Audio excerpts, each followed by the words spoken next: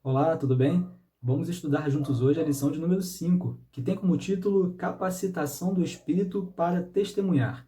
O verso para memorizar de hoje, que está lá em Atos, capítulo 4, verso 31, e presta bem atenção que já vamos começar a trabalhar o assunto a partir desse verso. Diz o seguinte: Tendo eles orado, tremeu o lugar onde estavam reunidos. Todos ficaram cheios do Espírito Santo e com intrepidez anunciavam a palavra de Deus. Perceba que nesse verso nós temos aqui uma sequência de 3 ações. A primeira delas era o quê? Eles estavam orando. Primeira ação. Segunda ação na sequência. Todos ficaram cheios do Espírito. Primeiro oravam, primeiro estavam orando, e na sequência ficaram cheios do Espírito. E logo em seguida, então, anunciavam a palavra de Deus. Essas 3 sequências são importantes nessa obra de levar o Evangelho. Precisamos começar orando para receber o Espírito Santo e, na sequência, então, anunciar a palavra de Deus. E nós precisamos ficar atentos que esse verso aqui, que está em Atos 4, não é o momento em que os apóstolos, discípulos, seguidores de Jesus, estavam no dia de Pentecostes orando, orando ali em união, para receber a promessa que Jesus havia feito de receber o Espírito Santo. Esse momento de Pentecostes, do Pentecostes, está no capítulo 2 de Atos. Nesse momento já tinha passado alguns dias. Entre o Pentecostes e até aqui, nós já tivemos, no próprio dia de Pentecostes, 3.000 conversos, 3.000 novos convertidos. Na sequência, nós temos Pedro e João sendo presos porque estavam pregando a salvação em Cristo Jesus. E no dia que eles foram presos, isso está no início do capítulo 4 de Atos, mais 5.000 novos conversos. E logo ali, no dia seguinte que eles foram soltos, mais outros milhares de pessoas aceitaram a mensagem. E na sequência, então, vem esse momento aqui do verso em que lemos, de Atos 4, 31. Nesse momento, então, a igreja já estava maior, com bem mais pessoas do que aquele momento no início ali, no dia do Pentecostes. E por que é importante a gente fazer essa análise? Porque justamente o mesmo Espírito Santo que trabalhou na vida dos discípulos ali, dos apóstolos, no dia do Pentecostes, que naquele dia, já 3.000 conversos, então o Espírito Santo teve uma ação poderosa. Esse mesmo Espírito Santo, ele continuou agindo no decorrer do avanço da igreja. Então a gente precisa perceber que o Espírito Santo ele não agiu só nesse primeiro momento, ele continuou agindo. As pessoas que estavam se convertendo, os novos conversos, eles também buscavam o Espírito Santo, também oravam, também queriam receber a completude do Espírito Santo para também fazer a sua obra no Evangelho, para participar dessa missão do crescimento da igreja. E o mesmo Espírito Santo que trabalhava lá atrás, trabalha também na nossa vida hoje. Ele não para. Ele não para. Precisamos buscar, seguindo essa sequência, orando com sinceridade, nos arrependendo dos nossos pecados, orando em união com os outros que fazem parte dessa família cristã, para juntos recebermos então o Espírito Santo e aí sim nós estarmos capacitados para levar e anunciar a mensagem do Evangelho. E não dá para a gente fazer de maneira errada essa sequência. Não adianta eu querer pregar sem antes orar e receber o Espírito Santo. Eu preciso estar cheio do Espírito Santo, eu preciso ser transformado por esse Espírito Santo para poder anunciar, para poder levar essa mensagem e permitir que o Espírito Santo transforme outras vidas. Não dá para ser diferente. Se eu for levar a mensagem para alguém sem ser transformado pelo Espírito Santo, veja que eu até posso levar a mensagem, levar o conhecimento, por ter um conhecimento teológico, talvez, mas essa mensagem, não terá o mesmo impacto, porque não tem o Espírito Santo aí agindo nesse momento. Um exemplo, eu posso ter uma alimentação inadequada, um hábito alimentar ruim, nocivo, que faz mal para a minha saúde. E vem uma pessoa que tem um conhecimento, que estudou sobre o assunto, um nutricionista, e ele vai me mostrar onde eu estou errado, onde eu preciso melhorar para ter hábitos mais saudáveis de vida, para ter hábitos mais saudáveis na minha alimentação. E eu posso até entender o que ele falar, posso compreender, porque de fato ele é uma autoridade no assunto, vai me passar o assunto de maneira perfeita, mas eu simplesmente posso continuar com os meus maus hábitos alimentares, porque a mensagem que ele passou para mim pode não gerar impacto algum. Ele falou, porque ele conhece, mas não gera impacto. Às vezes é um nutricionista que você vê que não tem hábitos saudáveis também de alimentação, e isso não vai gerar impacto algum na minha vida. Ele me falou, porque ele conhece, mas eu continuo com os mesmos hábitos alimentares. É igual, se eu passo a mensagem para alguém da palavra de Deus sem ter sido transformado, eu não tenho como realmente gerar um impacto essa mensagem na vida de alguém. Eu posso até passar a mensagem, mas não irá gerar impacto. Veja o que está escrito no finalzinho da lição de domingo. Testemunhar é simplesmente cooperar com o Espírito Santo para glorificar Jesus. No poder do Espírito e sob sua orientação, testemunhamos do Cristo maravilhoso que transformou nossa vida. Então, testemunhar é testemunhar do Cristo que primeiro transformou a minha vida através do Espírito Santo. Se não for assim, eu não tenho como testemunhar. Vai sempre faltar um elemento, fundamental, que é o Espírito Santo, que vai transformar a minha vida primeiro, para então transformar a vida daqueles que eu estiver testemunhando, que eu estiver levando a mensagem. Precisamos então seguir a sequência. Orar, na sequência, nós vamos receber o Espírito Santo e aí sim, anunciar a palavra de Deus. Nós temos alguns exemplos aqui na lição de terça-feira sobre formas que o Espírito Santo pode agir, Na verdade, há algumas ações que ele realizou na vida de algumas pessoas. Por exemplo, na vida de Estevão, o Espírito Santo fortaleceu Estevão para que testemunhasse de seu Senhor diante de uma multidão implacável e descontrolada que o apedrejou até a morte. Veja que aqui o Espírito Santo então age na vida de Estevão, fortalecendo a vida de Estevão, fortalecendo a fé de Estevão, para que ele suportasse esse momento de perseguição, esse momento que acabou levando ele à morte. Mas ele estava cheio do Espírito Santo. E o Espírito Santo, então, o capacitou a suportar esse momento.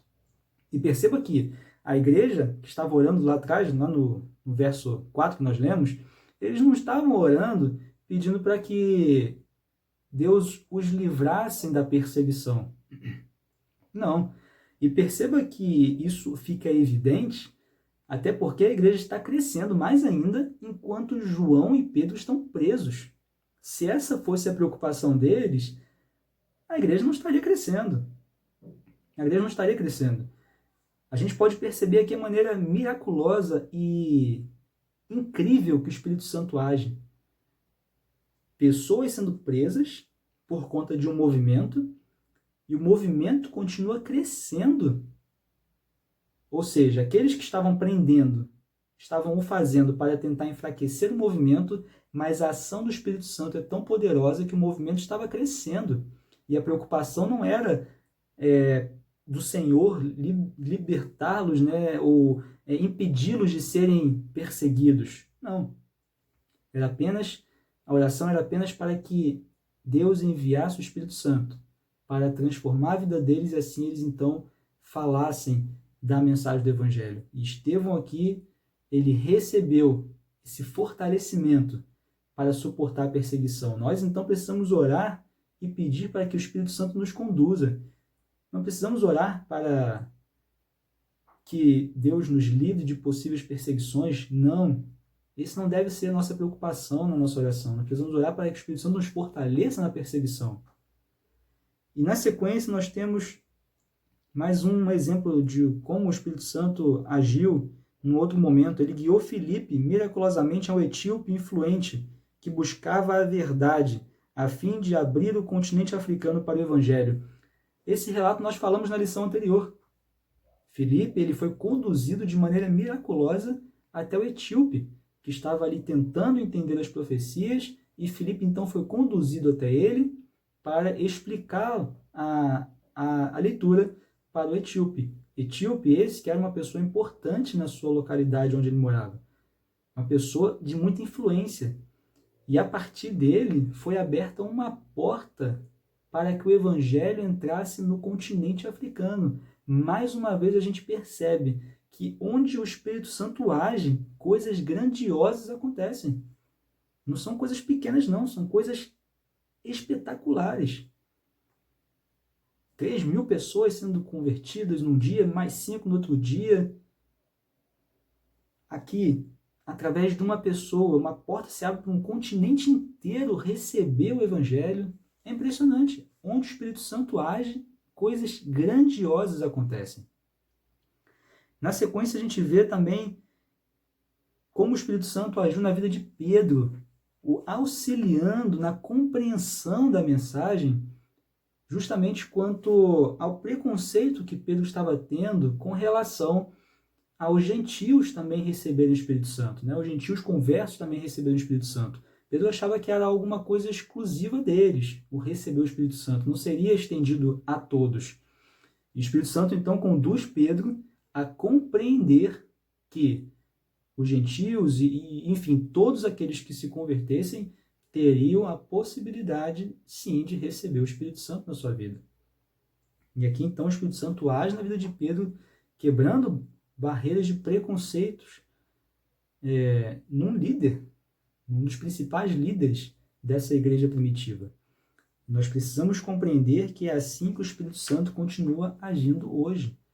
Então ele pode nos fortalecer, ele pode quebrar aí as barreiras de preconceito que nos impedem de compreender melhor a mensagem, de estender a mensagem a outros, e nos conduz a pessoas aí que estão só esperando a gente chegar para explicar a palavra, pessoas que já buscam, já estudam, mas não estão compreendendo, só falta alguém chegar para auxiliá-los nesse estudo. E o Espírito Santo, então, nos conduz, assim como fez com Felipe. Basta nós nos colocarmos à disposição. E algo que está aqui na lição de quarta-feira, a gente percebe que o Espírito Santo ele trabalhou também de forma muito especial, inspirando aqueles que estariam escrevendo a Bíblia, a palavra de Deus, aqueles que estavam escrevendo a palavra de Deus. O Espírito Santo, então, inspirou essas pessoas. E por conta disso, nós percebemos que a palavra de Deus ela é extremamente poderosa para transformar a vida das pessoas. Justamente porque o Espírito Santo é aquele que transforma. E foi ele quem inspirou aqueles que escreveram a palavra de Deus. E por isso, então, a palavra de Deus ela tem um poder extraordinário para transformar a vida das pessoas. Justamente porque tem ali a participação do Espírito Santo. E nós precisamos ter em mente também que o Espírito Santo ele é estendido a todas as classes sociais. Como nós falamos aqui no relato de Pedro, que estava tendo aquele preconceito para com os gentios, o Espírito Santo ele alcança todas as classes sociais. Nós temos aqui alguns exemplos na nossa lição de Lídia, uma próspera empresária judia. Temos também o carcereiro de Filipos, que era um funcionário público romano da classe média. Paulo, ele alcança o mais alto escalão da sociedade na sua época. Precisamos compreender que o Espírito Santo ele pode alcançar todas as classes da sociedade. Seu poder transformador atinge homens e mulheres, ricos e pobres, instruídos e incultos.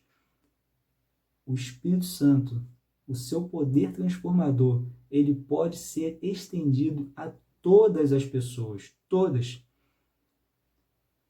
Então nós precisamos, de fato, derrubar as barreiras que nós mesmos criamos, preconceitos que criamos e que nos impedem de estender a graça de Deus a outras pessoas.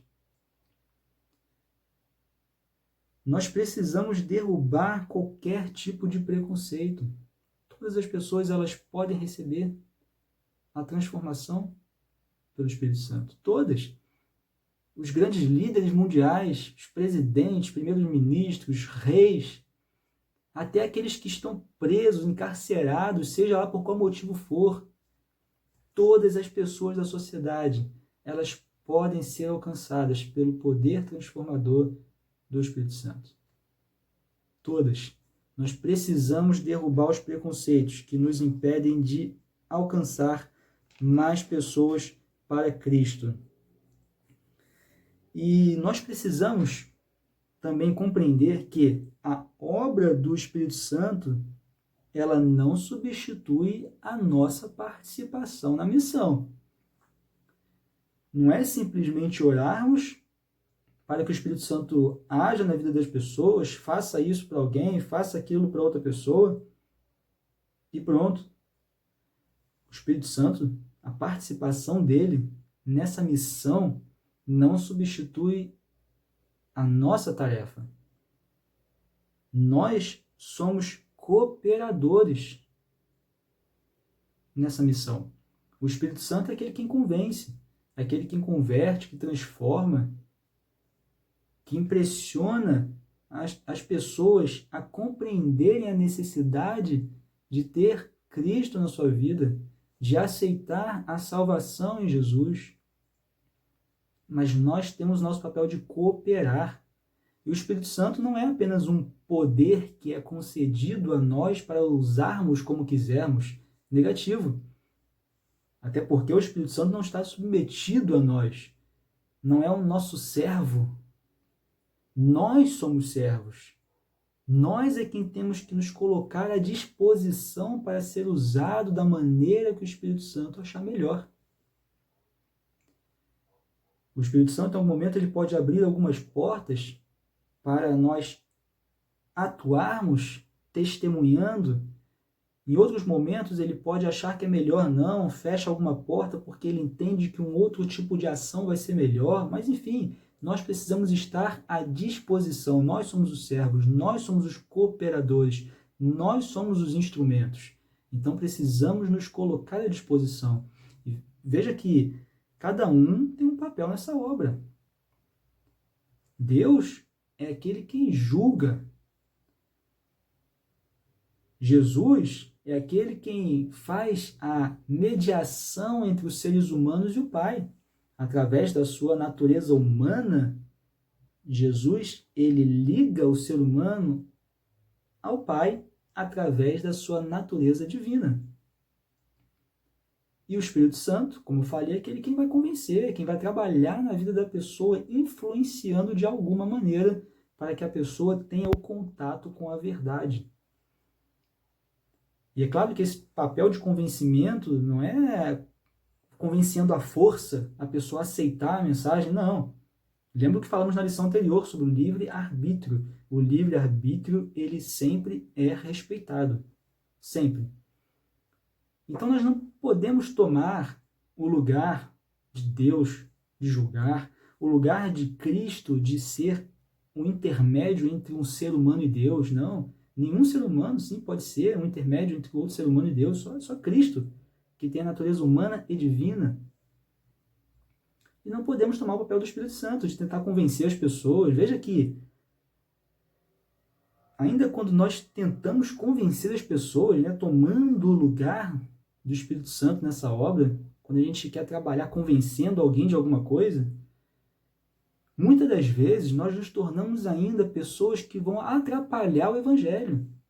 Quando tentamos convencer alguém, forçar alguém a aceitar aquilo que acreditamos, nós podemos nos tornar cristãos inconvenientes. Cristãos que vão criar mais barreiras ainda, impedindo o acesso dessa pessoa a Jesus. E veja que qualquer fator que atrapalhe a propagação da mensagem, saiba que por trás disso está o inimigo. qualquer coisa que atrapalhe a propagação, o crescimento do evangelho, a propagação da mensagem, qualquer fator que atrapalhe, por trás está o inimigo. Por trás está Satanás. Então nós precisamos, primeiramente, ser transformados pelo Espírito Santo, para que então possamos ser usados de maneira adequada nessa obra. E a nossa tarefa é de cooperar, de ser instrumentos, e que possamos então nos colocar nas mãos de Deus, que possamos nos colocar à disposição do Espírito Santo para que ele nos use nessa obra maravilhosa que Deus nos confiou também a participar.